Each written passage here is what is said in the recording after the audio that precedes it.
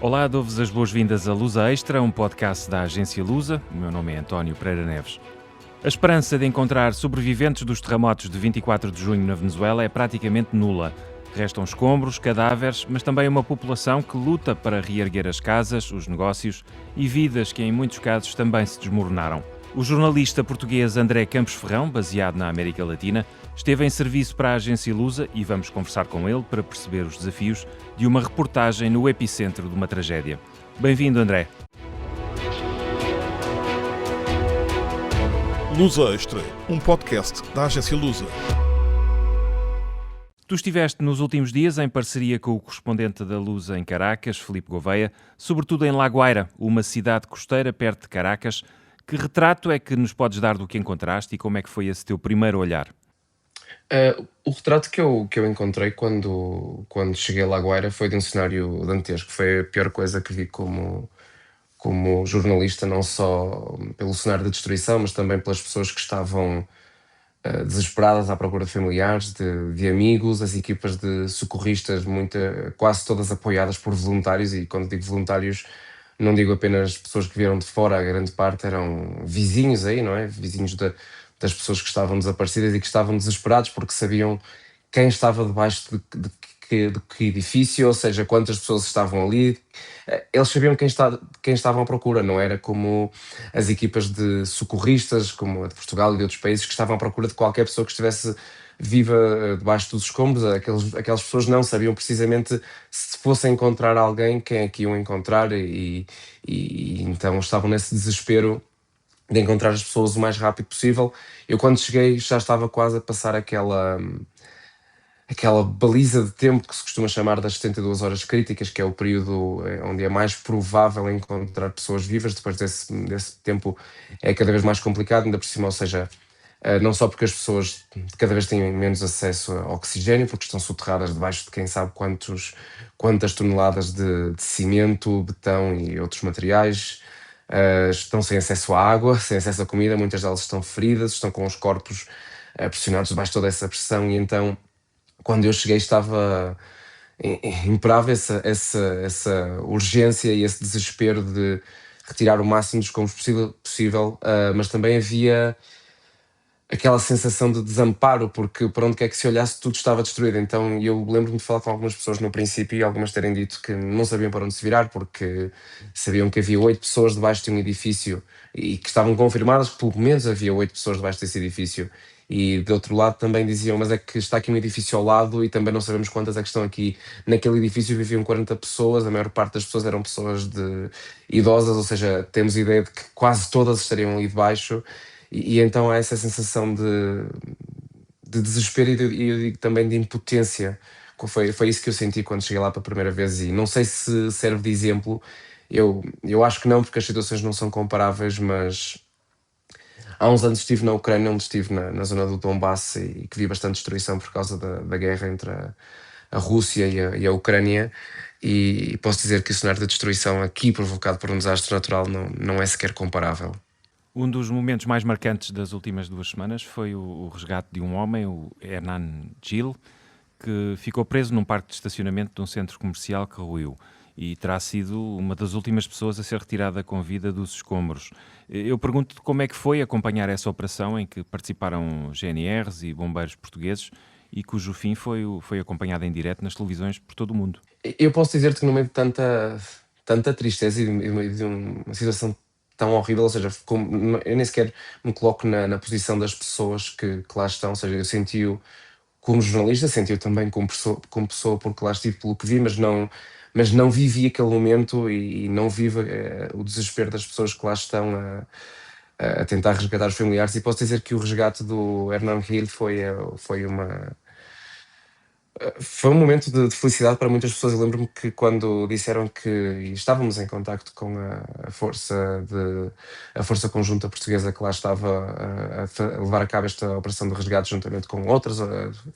equipas de socorristas de outros países, nomeadamente dos Estados Unidos da América e do Chile, e também a Cruz Vermelha venezuelana. E quando nos disseram que estavam a levar a cabo essa operação, obviamente fui para lá com outros jornalistas que também já lá estavam, e ficámos lá ou seja, a primeira vez que nos disseram, eu estive lá durante a tarde, ou seja, no dia anterior ao resgate estive lá durante a tarde e disseram isto ainda vai demorar 2 dias porque a situação estava complicada. Esta pessoa, o Hernan Hill, estava num estacionamento, era o, era o guarda desse estacionamento e quando ruiu o edifício durante os terremotos, os dois sismos do dia 24 de junho, ele fugiu e ficou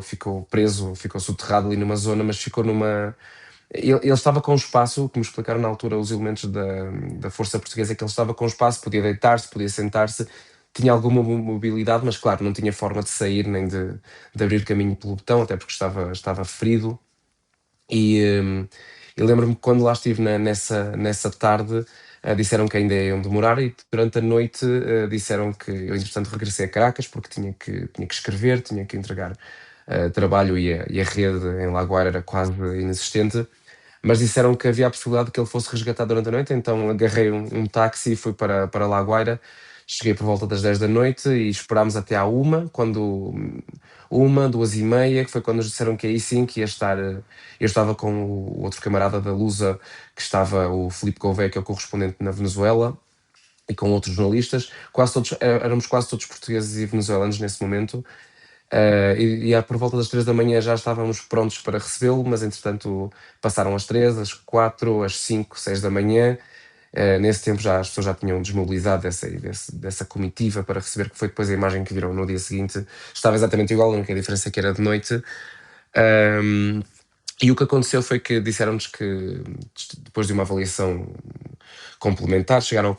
à conclusão de que era mais difícil do que pensavam e que se o tentassem extrair nesse momento, a possibilidade de que fosse uma extração com bastantes mais riscos, não só para esta pessoa que estava soterrada, mas também para os socorristas era maior. Então decidiram reavaliar, reajustar as operações e isso levou a que ficássemos aí pronto, toda a noite, ou seja, na expectativa e a esperar. Muitos de nós tentámos dormitar umas horas no chão aí em frente ao estacionamento, porque de facto, ou seja, o cenário de Lagoa é de destruição completa e não havia, nem se podia pensar onde é que poderíamos dormir, ou seja, isso são questões que nem sequer entraram em jogo. Mas posso dizer que no meio disto tudo foi uma situação feliz, foi uma situação inesperada, porque até esse momento já só se ouvia falar de resgate de corpos, ou seja, não era um resgate propriamente dito, estavam a recuperar os corpos para os familiares, para que as pessoas pudessem começar a fazer o seu luto. E por volta ali das 11 da manhã do dia seguinte, quando sim se soube que ele ia sair, e quando saiu já havia não só socorristas, até de outros países que estavam a terminar o seu turno, já tinham sido rendidos por outros socorristas do mesmo país, porque estamos a falar de pessoas que estavam a tentar trabalhar durante 12 horas, 14, 16 horas, e que antes de irem descansar aproveitaram para ir a ver o que é que os portugueses tinham conseguido fazer, e inclusive moradores aí de Lagoa. Isto aconteceu em Cátia Lamar, ali na zona de Praia Grande, e as pessoas tentaram juntar-se, claro que não puderam passar do perímetro de segurança, mas estavam todos entusiasmados porque naquele momento eu pelo menos senti que as pessoas, e algumas pessoas disseram o mesmo, eu até cheguei a escrever isso nas minhas reportagens, que as pessoas diziam que era uma sensação de que estavam a assistir a um milagre, que debaixo porque ainda por cima estamos a falar que era o edifício que ruiu por cima deste estacionamento, tinha pelo menos 7 andares, estamos a falar que era uma praça comercial, que também tinha apartamentos, ou seja, a probabilidade de o encontrarem e de o resgatarem com vida, as probabilidades eram escassas, e ver o Hernan Gil sair nesse momento. Não respondeu muito, claro, porque vinha cansado, era a primeira vez que tinha contacto com luz depois de 8 dias soterrado, mas o momento foi de felicidade, e digamos que no meio de uma tragédia tão grande e de tanto desespero, poder ver as pessoas a sorrir, a chorar, a bater palmas por uma vida que se salvou eu acho que posso dizer que foi um momento que foi bonito e que comoveu. Infelizmente, muitos outros não tiveram a mesma sorte. O número de mortos já ultrapassou os 3.500, estamos quase com 17.000 feridos contados e, pelos últimos números, quase 15.000 pessoas a dormirem em acampamentos, ao relento. Como é que encontraste essas pessoas, esses sobreviventes, que tentam, enfim, ficar vivos num sítio, como referiste, rodeados como por destruição total? As pessoas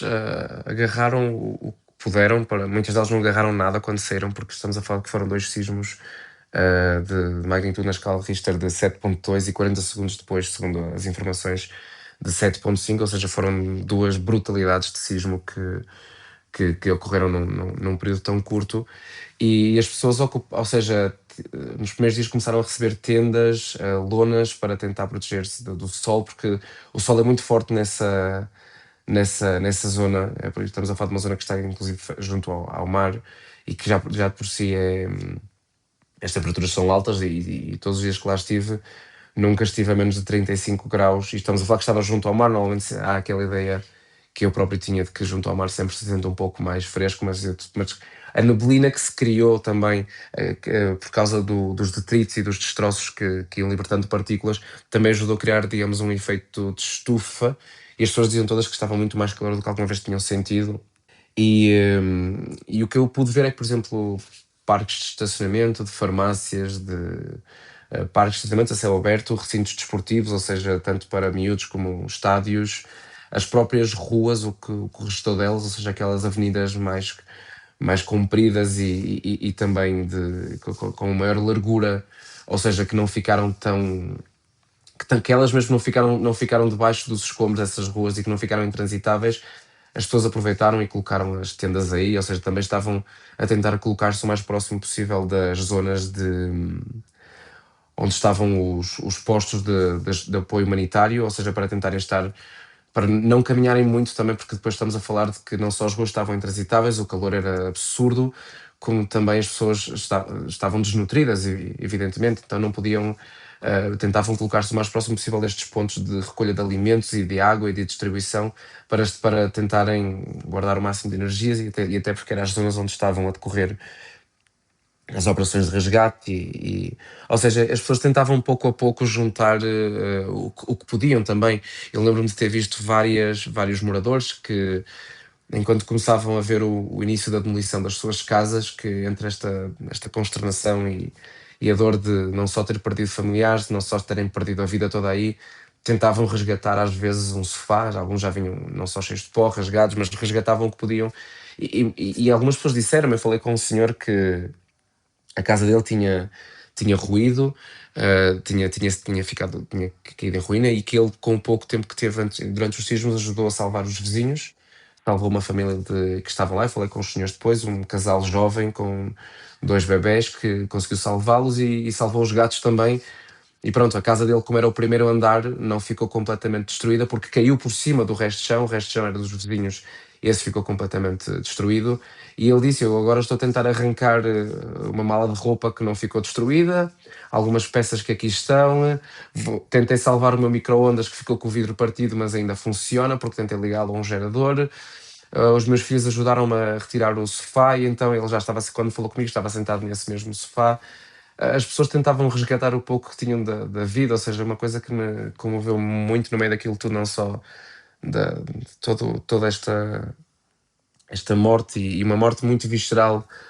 que vi, foi também álbuns de fotos. É uma coisa tão simples como álbuns de fotos das pessoas que foram sacudidos dos prédios, outras pessoas tentavam resgatá-los, porque nestes momentos muitas pessoas diziam: estamos a tentar levar o pouco que ainda nos resta das nossas vidas para... Não sabem para onde, porque de facto voltar a Lagoaira, não há uma Lagoaira para onde voltar, pelo menos a Lagoaira costeira não há para onde voltar, porque ainda que haja uma casa ou outra de pé, estão ao lado de estruturas que estão devolutas, que não têm, que colocam em risco essas casas que ficaram de pé, e muitas delas, ou seja, ainda que as paredes estejam de pé, ou seja, há medo de que uma réplica possa mandar abaixo isso, portanto nem sequer são viáveis. A Venezuela é desde há uns anos uma sociedade em sobressalto, castigada por uma crise económica prolongada e perseguida pelo regime quando se manifesta. Tu encontraste união entre os venezuelanos em face desta tragédia? Sim, sim, eu acho que aquilo que mais se notou não só da leitura que eu fiz como jornalista, como pessoa, mas também de conversas que tive com outros jornalistas, porque felizmente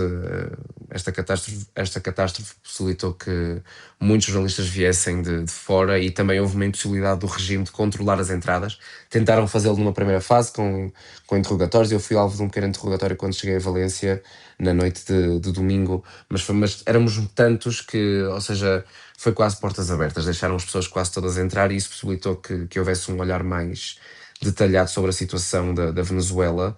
E muitos jornalistas disseram que de facto o que se notava era o apoio da população e a solidariedade entre venezuelanos, estavam unidos. E eu posso dizer que uma das coisas que mais notei é que, por exemplo, em Cátia Lamar, que foi a cidade mais afetada, juntamente com Carabalheda, ali, aí em La Guaira, que além das equipas de socorristas, a maior parte das pessoas eram voluntários. E estou a falar de que agarravam o que tinham. Muitas vezes nem havia luvas, não havia picaretas, não havia marretas, não havia pás, não havia nada. Estavam com as próprias mãos, com o que podiam, até às vezes com pedaços de ferro que conseguiam arrancar e que ajudavam a levantar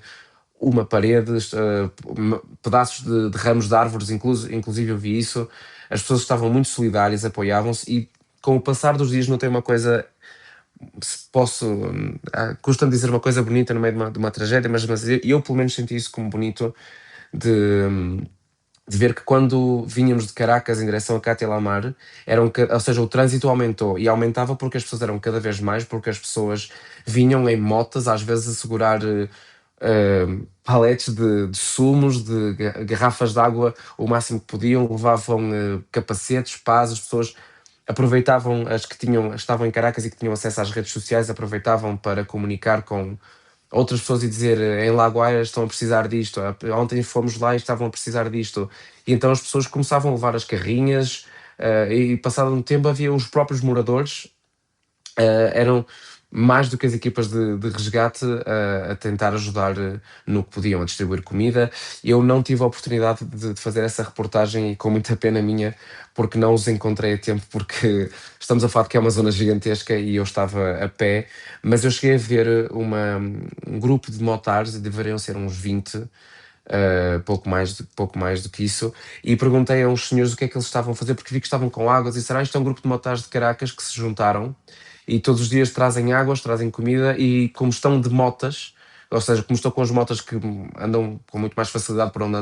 não entram os carros e as carrinhas e os jipes e conseguem, ou seja, inclusive conseguiam manobrar-se por zonas onde havia metade de um prédio no meio da estrada, eles conseguiam contornar isso com muito mais facilidade e estavam a aproveitar para ir a zonas de Cátia Lamar que nem estavam próximos junto à praia, ou seja, junto à praia era onde estavam também as equipas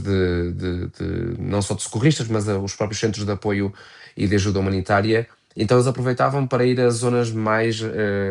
para o interior de Cátia Lamar, bairros que não estavam a receber qualquer apoio e onde chegavam, deixavam água, deixavam comida, estavam a tentar cobrir a maior área possível e eu gostava de ter feito uma reportagem com eles, se arrependo de não ter feito, porque de facto acho que era um grande exemplo desta união entre os venezuelanos que acho que neste momento é o que lhes vale à população. Uma outra reação que também transpareceu dos teus textos é a revolta dos cidadãos com a atuação das autoridades, apontando-lhe alguma ineficácia e até mesmo, enfim, a participação de agentes da polícia em pilhagens. Essa revolta é algo com que o regime tem que se preocupar, na tua opinião? O regime já deu alguma resposta? Eu diria que sim.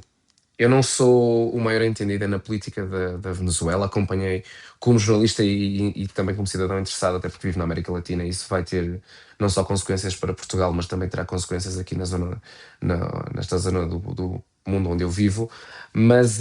eu acho que sim, que o regime deveria preocupar-se, até porque quando houve as críticas na primeira conferência de imprensa que deu a presidente da Venezuela, Delcy Rodrigues, na primeira conferência de imprensa que deu com a imprensa estrangeira, em que foram apontadas essas críticas de que não só os militares, porque os militares estão por todo lado. E voltando a Cátia Lamar, que foi onde passei mais tempo, em Cátia Lamar os militares estão por todo lado. Quase que parece que estão a fazer um cordão humano de militares. No entanto, não estão a fazer nada, estão a controlar o trânsito, alguns deles, porque de facto esta enchente de pessoas que eu descrevi antes entupia as poucas ruas que havia, mas também não estamos a falar de que tornavam intransitável a cidade, porque de facto nesta solidariedade as pessoas também compreendiam. Por exemplo, lembro-me de ver que quando estavam ou seja, estamos a falar de motas, carros, motores todo o tempo a fazer ruído, e quando ouvíamos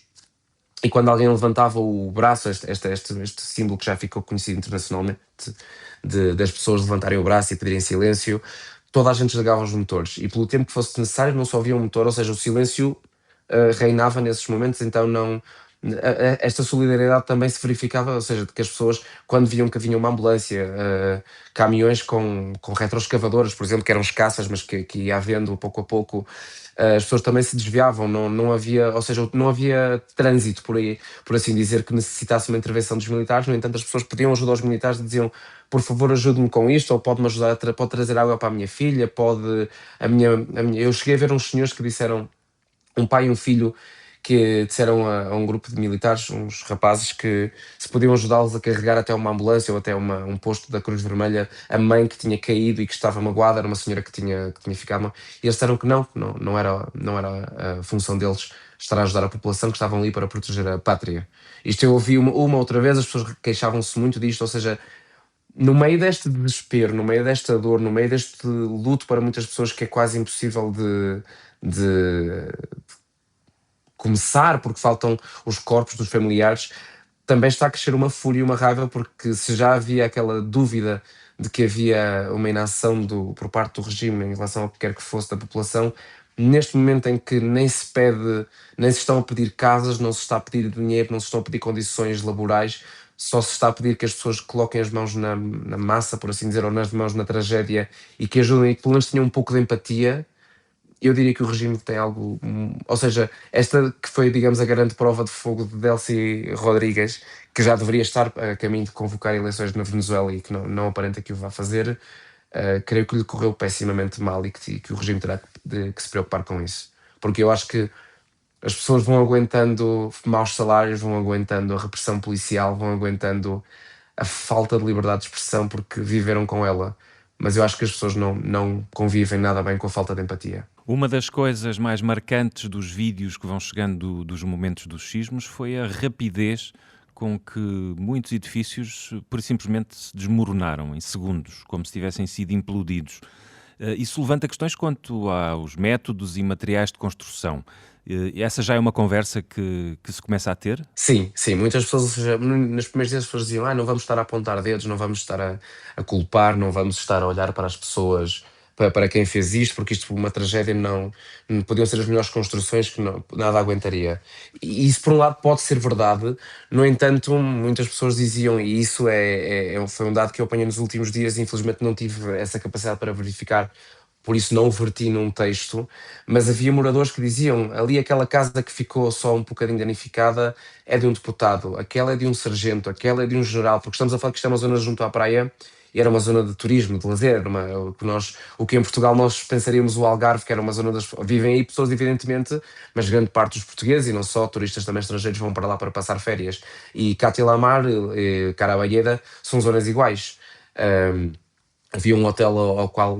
havia um hotel a que tentei chegar com o Filipe Gouveia e não conseguimos, que era um hotel de uma família portuguesa que também tinha ficado destruído, e queríamos ir lá fazer reportagem. Não chegámos porque isto foi tão literal quanto isto: havia 4 edifícios a bloquear as estradas e não havia forma de ir à volta, só se fôssemos pelo mar, e nem isso era viável. Ahm, e então estamos a falar de que as pessoas começaram a pensar, claro, para nós construíram com materiais débeis, para nós construíram com materiais que não sabiam quem aguentar, ainda por cima que estamos a falar de uma zona que não é que houvesse muitos sismos, mas havia esta possibilidade de atividade sísmica, e que tanto que se verificou no dia 24 de julho da forma mais trágica possível. E as pessoas começaram a dizer, claro, construíram para eles, para os que pertencem ao regime, para os que são deputados, para os que pertencem ao exército, construíram coisas com bom material. E de facto começou-se a ver também que os militares estavam a proteger essas moradias. Isso eu vi, que estavam a proteger algumas moradias, e até foi algo que comecei a perguntar às pessoas: mas o que é que se está aqui a passar? Porquê é que os militares estão a proteger uma casa e não estão a proteger outras? Ou seja, o porquê essas estruturas Eu até pensei que seriam, não sei, centros de saúde que tinham sido montados aí, centros de apoio para impedir eventuais pilhagens. Não, disseram não, aquilo pertence ao deputado X, aquilo pertence a este sargento a Y. E então foi isso que muitas pessoas começaram a sentir de facto uma revolta, porque a maior parte dos edifícios construídos foram construídos no tempo ainda do Hugo Chávez, quando era presidente do país, e digamos, nesta tentativa chavista de criar, de dizer que podiam dar às pessoas uma qualidade de vida que elas não teriam noutro tipo de regime, noutro tipo de governo, ou seja, de dar casas junto à praia às pessoas. E claro que é apelativo para a população, não é? Ou seja, não só ter um apartamento grande com vista para o mar, que é algo que normalmente se diz que está reservado a quem tem dinheiro, às elites, e aí não, de facto, as pessoas podiam estar aí junto à praia, só que o preço, digo eu, de acreditar nessa propaganda foi que houve uma tragédia e as casas não aguentaram, porque claramente não estavam construídas com materiais ah, que aguentassem sequer, digo eu, metade de um abanão destes, quanto mais 2 sismos desta dimensão. E André, como é que encontraste os portugueses e os luso-venezuelanos? Sentiram solidariedade de Portugal e da Madeira, de onde é natural uma grande parte da comunidade? Sim, sim, isso é evidente. Eu no meu antepenúltimo dia, foi depois de termos vindo do resgate, regressámos a Caracas e o Filipe Gouveia recomendou que fôssemos encontrar-nos com alguns portugueses e lusodescendentes que tinham ido. Acho que até tinham-se juntado num restaurante que já tinha reaberto para ver o jogo de Portugal. E eu aproveitei para conversar. Não sou o maior fã de futebol, confesso isso, mas estive a aproveitar para conversar com as pessoas. E precisamente o tema que veio foi o resgate do Hernando Gil por parte dos portugueses, da Força Conjunta Portuguesa. E para começar, as pessoas diziam que nunca tinham sentido tanto orgulho de ser portugueses. Que inclusive sentiam que já tinham. Lembro-me que um senhor me disse que já nem lhe importava o futebol porque sentia que já tinha vencido o campeonato ao poder dizer que os portugueses resgataram um sobrevivente depois de tantos dias e de uma operação que levou também muitos dias e que mais de 100 horas, estamos a falar que isto foram mais de 3 dias, quase 4 ali, a existir, e que conseguiram salvar este cidadão venezuelano. E posso dizer que as pessoas também disseram que receberam imediatamente apoio de Portugal, da população, que inclusive diziam que a comunidade portuguesa que tinha recebido mensagens, que estavam a receber um bom acompanhamento por parte do Ministério dos Negócios Estrangeiros. Claro que nestas situações nunca é às vezes aquele apoio que as pessoas precisam, porque no meio de uma tragédia as pessoas pensam sempre: tirem-me daqui, levem-me daqui, e quero ir para o mais longe que posso de regressar a Portugal, poder regressar para junto da minha família, da que tenho desse lado do Atlântico. E claro que as coisas não funcionam a esse ritmo, mas muitas pessoas também compreendiam que Portugal estava a fazer o que era possível. A situação é delicada não só pelo desastre natural, mas também porque o desastre ocorreu na Venezuela. E isso complica sempre um pouco a situação, tendo em conta que a Venezuela não é um país de fácil acesso. Por último, André, há alguma coisa, uma imagem, uma pessoa, um lugar que tenha ficado no teu olhar de repórter, mas que não tenha cabido nos teus textos? Ui, muitas, ou seja, vou ser franco, não há muitas, ou seja, houve muitas histórias que eu não coloquei, primeiro porque achei que eram demasiado íntimas para as pessoas e porque tentei, ou seja, eu tento sempre não estar a fazer um patrocínio da dor, não estar a fazer não tornar isto mórbido, porque já por si a situação é dantesca. Um, mas havia muitas histórias, inclusive, que depois no fio condutor da história que eu queria contar, ou seja, nós não cabiam. Mas, por exemplo, lembro-me de uma história de uma senhora que disse que estava ali por causa do cão. E eu perguntei, estava a falar com ela no estacionamento de um Farmatodo, que são umas cadeias de farmácia lá da Venezuela. E ela disse que o cão começou a entrar em pânico, começou a arrastar o filho mais pequenino, tinha 2 miúdos pequeninos, para a rua, e que com isso eles conseguiram perceberam-se que vinhas e escaparam de casa. A casa ruiu no momento em que estavam a sair, contou uma senhora, e que quando já achavam que estava tudo bem veio o segundo sismo e que uma parede de outro edifício caiu e matou o cãozinho deles. E então que a senhora disse: eu estou aqui pelo meu cão, mas ele não está. E estamos a falar de um animal de estimação porque muitos animais também ficaram perdidos lá pelo meio. Um,